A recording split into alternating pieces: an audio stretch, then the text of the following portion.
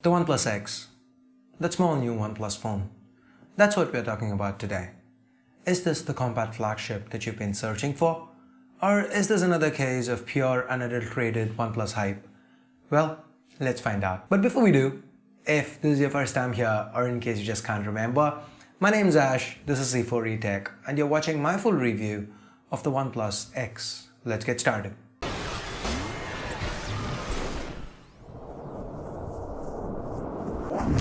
If the OnePlus X has one thing going for it, that'd be design. This phone's built beautifully. If I were to describe it in one word, the word I'd choose is elegant. Note that I say elegant and not functional, because frankly it's not. It's more of a case of form over functionality. The use of glass and smooth metal to the sides make this one of the most slipperiest phones that I've ever used.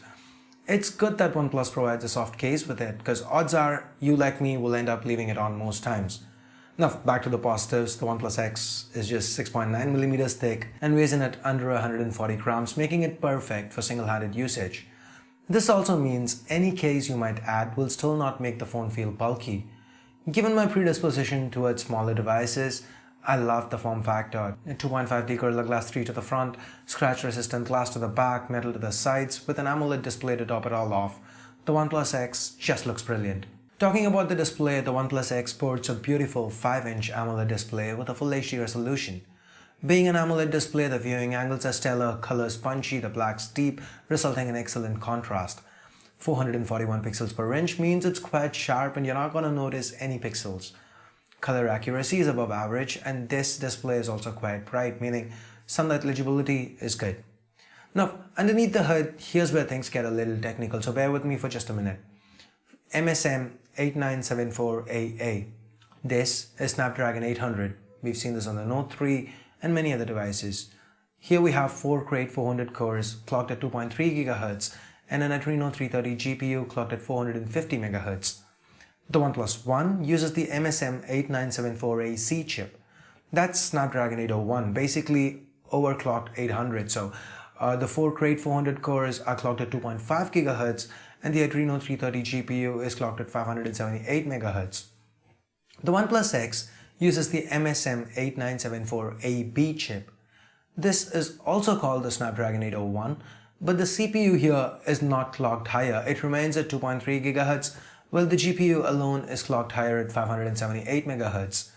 Now, I've not seen an AB chip in a phone for over a year and a half and wonder why OnePlus decided to go with this chip for the OnePlus X. But that being said, this is still a decent chip, and that's evident in the synthetic benchmark scores too. It still packs quite a punch. I'd recommend it over the much maligned Snapdragon 615 any day. Even the GPU Adreno 330 is far superior to the 405 on devices with Snapdragon 615 inside. With intense day-to-day usage scenarios like gaming, the OnePlus X performed quite well. It does face issues with Asphalt 8, and with Asphalt 8 being a reviewer favorite for testing gaming performance, it's led to a lot of questions about the power that the OnePlus X packs inside. Usually, we see phones that run Asphalt 8 smoothly but struggle with more intensive ones like Modern Combat 5 and Nova 3. But here, it's the other way around. The OnePlus X was able to run both Modern Combat 5 and Nova 3 smoothly, and given that they are more demanding games, I'm going to chalk the Asphalt 8 performance dip to optimization issues rather than a lack of power underneath. It's also worth noting that the 801 has traditionally been a pretty cool chip, not prone to overheating, and it remains the same on the OnePlus X as well. The only issue for me with gaming was actually storage, or the lack thereof. That stems from the fact that the OnePlus X only has 16 gigs of internal storage, of which only about 11.5 gigs is usable to the end user. And I'm sure about now a lot of you are going, but Ash, doesn't it support microSD? Well, yeah, it does, but as of now, you can only use microSD to store media and not move apps onto it. OnePlus are aware of this issue and should hopefully fix it soon. It's also worth noting that the OnePlus X uses a hybrid slot, so it's either 2 nano SIM cards or 1 SIM and a microSD card that you can use. Talking about SIM cards, the call quality on the OnePlus X has been great, and so is the cellular reception. Audio via the 3.5mm headphone jack was very good, and audio via the downwards firing speaker was surprisingly loud and clear. The alert slider that we first saw on the OnePlus 2 also makes a return and lets you quickly switch between the 3 notification settings.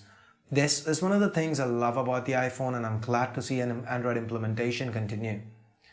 Next up, let's talk battery. All this is powered by a non-user replaceable 2525 mAh battery, and the battery life was average. With light to moderate usage, the OnePlus X managed to get me through a day on a single charge on each of the 8 days that I've been using this as my primary phone.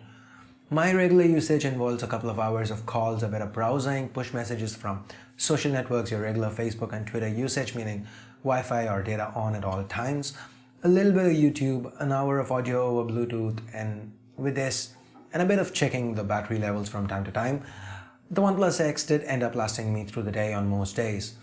On my more intensive days, like the one where I drove out of the city, I had to plug it into my car charger more often than I'd have liked to.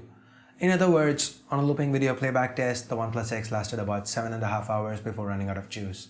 Mediocre at best. With that, let's now talk about cameras. The OnePlus X sports a 13 megapixel rear camera with a single LED flash. This camera is a decent performer. Images shot with it retain above average levels of detail. It got the colors and exposure right most times. The image processing and more importantly dynamic range could have or rather should have been better. And the software is still quite bare bones.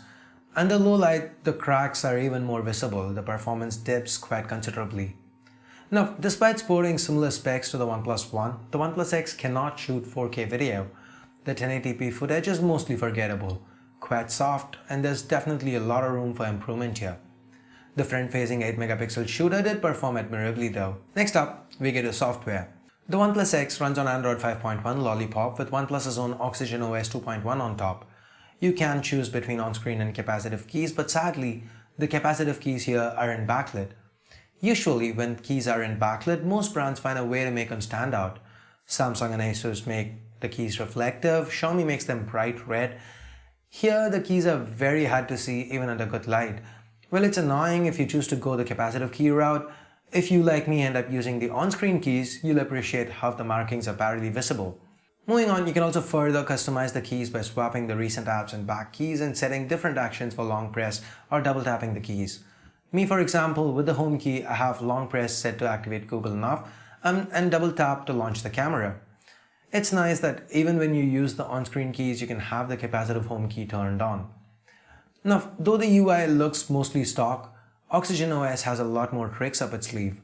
For example, with the screen off, you can double tap to wake it, you can draw an O to activate the camera or a V to turn on the flashlight. You also get Marshmallow-esque active notifications that get triggered when your phone's picked up or when you wave your hand over the display.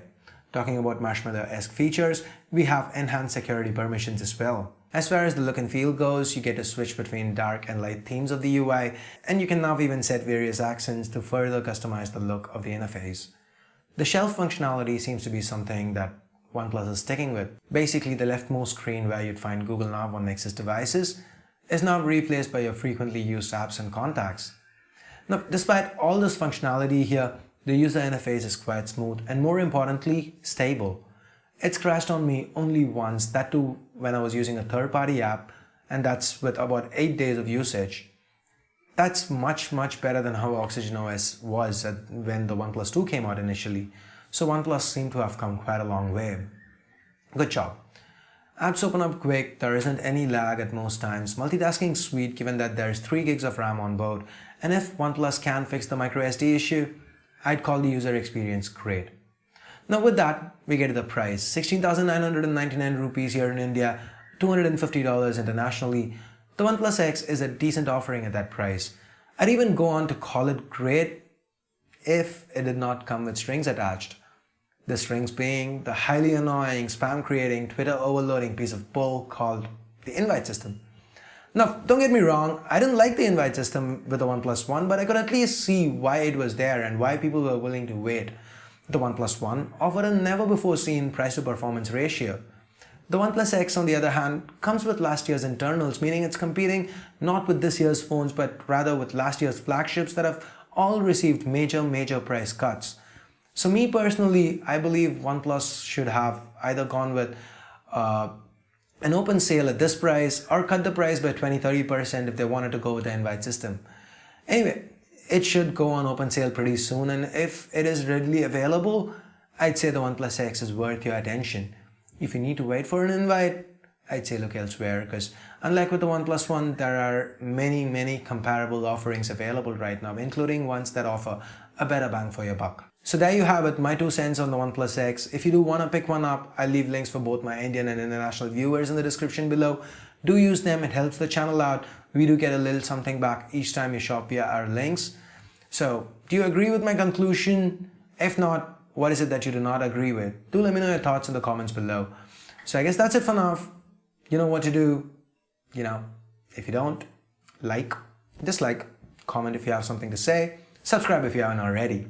So thanks a lot for watching. Till next time, this is Ash here from C4E Tech signing off. You guys have a great day. Bye bye now.